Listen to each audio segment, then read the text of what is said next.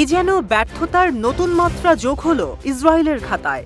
নির্বুদ্ধিতা ও অদক্ষতার এক অনন্য নজির, যা দেখে হতবাক খোদ তেল আবিবের নাগরিকেরা। শনিবার গাজার নুসেইরাত শরণার্থী শিবিরে একটি অভিযান পরিচালনা করে ইসরায়েলি ডিফেন্স ফোর্স আইডিএফ।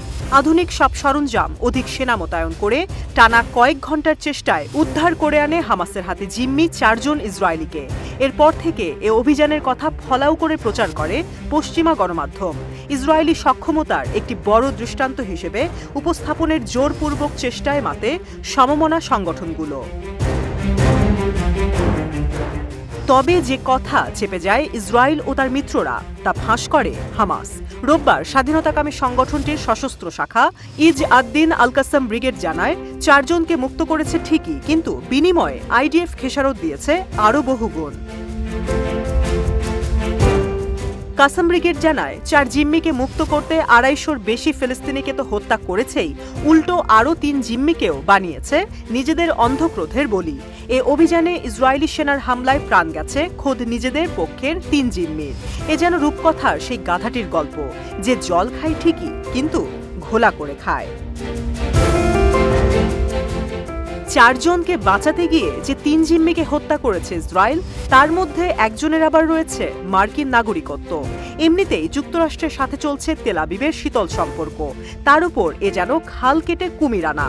এমন অপরিপক্ক অভিযান দেখে হয়তো খোদ জিম্মিরাও বলছে, ছেড়ে দে মা, কেঁদে বাঁচি।